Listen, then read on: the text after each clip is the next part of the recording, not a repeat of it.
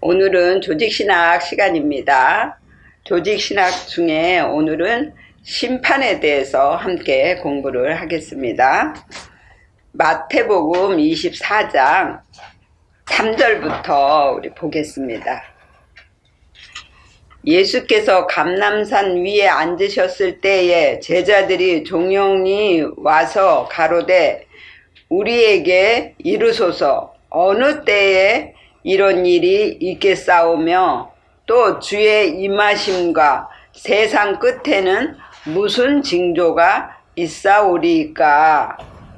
세상 사람들이 얘기하는 종말이나 심판은 이 성경에서의 심판과는 다릅니다. 이 성경에서의 심판이나 종말은 다 우리의 육의 종말이고 우리의 육적인 믿음에 대한 심판을 하시는 겁니다. 그래서 제자들이 세상의 종말이 오고 심판이 올 때에 어떤 징조가 일어날 것이냐고 예수님한테 물어보는 거예요.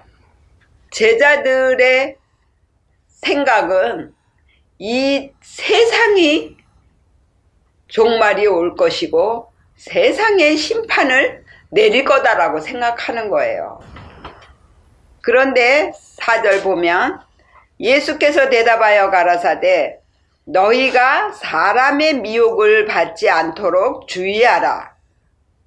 많은 사람이 내 이름으로 와서 이르되 나는 그리스도라 하여 많은 사람을 미혹해 하리라. 미혹한다라는 건 무엇이냐면 영적인 믿음으로 가야 되는데 자꾸 보이는 육을 쫓아 믿게 만드는 것입니다. 하나님을 찾는 마음을 갖는 것이 믿음이고 그것이 신앙인데 그 신앙에서 벗어나게 만드는 거예요. 그게 바로 미혹의 영들이에요. 그 사람들 마음속에는 하나님이 없어요. 진짜 문제가 왔을 때는요, 하나님을 찾지 않아요. 자기가 그 문제를 해결하려고 그래요. 그리고 그 문제를 놓고 기도를 한단 말이에요. 왜? 자기 마음을 볼 수 없기 때문에 그래요. 그런 사람들의 말이나 행동에 우리가 조심해야 된다라는 거예요. 그 사람들은 심판을 받을 사람들이란 말이에요. 왜? 육적인 믿음이 있기 때문에 육적인 믿음은 꼭 심판을 거쳐야만이 영적인 믿음으로 갈 수 있거든요. 그래서 물의 심판, 불의 심판이 있는 거예요. 물의 심판은 내 사상을 바꾸는 거고요. 불의 심판은 내 기본 틀을 완전히 바꾸는 거예요. 그 심판이 와야만이 우리의 믿음이 영적인 믿음으로 새롭게 변화가 되는 것입니다. 그래서 예수님이 대답을 하신 거예요. 미혹을 받지 않도록 조심해라. 보이는 것은 보이지 않는 것을 위해서 존재하는 것뿐이에요. 그 보이지 않는 것이 바로 내 영이란 말이에요. 내 영을 위해서 내 육적인 모든 것들이 다 심판을 받게 된다라는 것입니다. 그리고 6절에 난리와 난리 소문을 듣겠으나 너희는 삼가 두려워 말라. 이런 일이 있어야 하되 끝은 아직 아니니라 그랬어요. 우리의 육적인 믿음이 심판을 받기 위해서요. 난리와 난리의 소문이 납니다. 그것은 무엇이냐면 내 안에서 영적인 믿음과 육적인 것이 막 싸움을 합니다. 그리고 내가 심판을 받을 때쯤 되면 내 옆에 있는 하나님의 일꾼들이 계속 나를 찔러줍니다. 왜?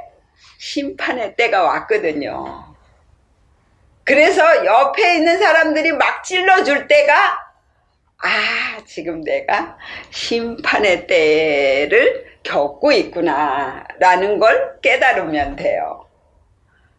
그래서 그 옆에서 찔러줄 때 그때 내 마음 안에서 막 전쟁이 일어나잖아요. 그 전쟁 일어날 때 그걸 하나님 앞에 드리면 된다라는 거예요. 그러면 그런 문제들이 저절로 없어지는 거예요. 내가 싸워서 이기는 것이 아니라 내가 져주고 내 속에 있는 것을 뺄 때 내가 이기는 거예요. 그러면 내 영이 잘 되는 그 복을 받게 되는 것입니다. 그리고 7절에 민족이 민족을, 나라가 나라를 대적하여 일어나겠고 처처의 기근과 지진이 있으리니 그랬어요. 나라와 나라가 대적을 한단 말이에요. 이 나라가 뭐예요? 여기에는 내 생각, 사상을 붙잡고 있는 고개 나라가 있어요. 또 내가 뭔가 잘난 척 하려고 하는 그런 나라가 또 있죠. 또 내가 좀 알면 그걸 막 가르치려고 하는 애굽이 있지요. 또 점치고 싶어하는 그런 게 또 있지요.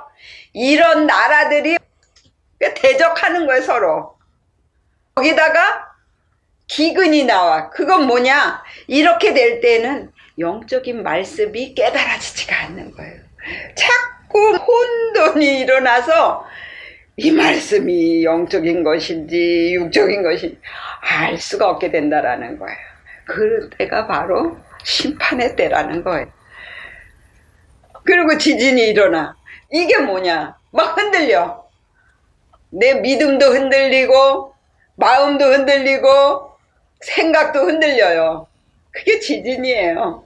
그래서 사람들이 너무 화가 나고 그러면 지진 난다 그러죠.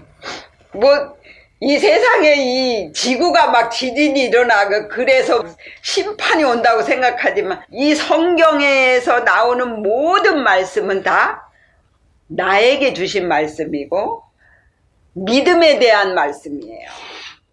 그래서 우리의 영을 만드시기 위해서 기록해 놓으신 거기 때문에 이걸 가지고 세상에다가 맞추면 이단이 되는 거예요.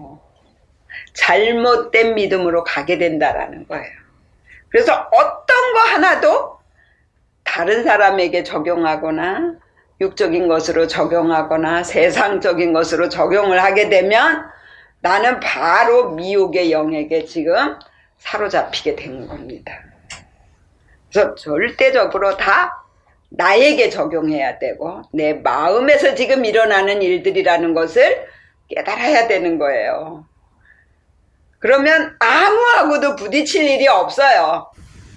그리고 8절에 이 모든 것이 재난의 시작이니라 그랬어요. 그게 이제 심판을 받기 위해서 이제 시작하는 거예요. 지금 육적인 사상을 갖고 있구나. 내가 하려고 하는 게 아직도 나한테 있구나. 그래서 하나님이 지금 심판을 하시는구나. 이걸 깨달으면 되는 거예요. 그러고 나면 9절에 그때 사람들이 너희를 환난에 넘겨주겠으며 너희를 죽이리니 너희가 내 이름을 위하여 모든 민족에게 미움을 받으리라 그랬어요. 지금 영적인 믿음으로 가는 우리는요, 이 말씀을 다 내 마음에다 적용하잖아요. 그래서 내 마음이 바뀌어져야만이 내 믿음도 바뀌고 내 생각도 바뀌고 그러면서 내 삶이 바뀌어진단 말이에요. 이게 바로 하나님의 말씀의 원 뜻인데 그렇게 말하면 사람들이 생각할 때 뭐라 그러냐, 어떻게 마음을 보고 그 마음을 뺄 수가, 이렇게 말하면서 미워한다는 거예요. 그래서 예수님도 미움받고 핍박받고 조롱을 받았잖아요. 왜? 마음을 보라고 그랬기 때문에 그래요. 네 마음 안에는 지금 구더기가 그냥 드글드글하고 네 속에는 죽은 시체가 썩어져 다 빠져 있는데 네가 뭐 거룩한 척하냐 이러면서 내놓고 얘기했거든요. 그러니 찔릴 수밖에 없죠. 그러니까 미운 거예요. 그래서 예수님이 요한복음에서 빛으로 오셨잖아요. 근데 빛으로 오신 그 예수를 사람들이 안 좋아했어요. 반기지도 않았어요. 왜? 그 사람들은 어두움에 있기 때문에 빛으로 오신 예수를 볼 수가 없었던 거예요. 그게 믿어지지가 않는 거예요. 그래서 우리도 지금 빛이 되어서 사람들에게 나타내 보여줘야 된단 말이에요. 보여줄 때에 사람들이 나를 보고 하나님을 믿는 거란 말이에요. 그랬을 때 옆에 있는 사람들이 내가 이렇게 찔르는데 빛을 보일 수 있겠어? 이렇게. 수없이 우리가 넘어질 수밖에 없어요. 그렇지만 그 배후에는 누가 계시냐? 하나님이 계신 거예요. 그리고 예수 그리스도께서 그 말씀으로 우리를 지키시기 때문에 7번 넘어지지만 8번째 다시 일어난다라는 것입니다. 그렇게 해주시는 분이 바로 그리스도의 말씀이에요.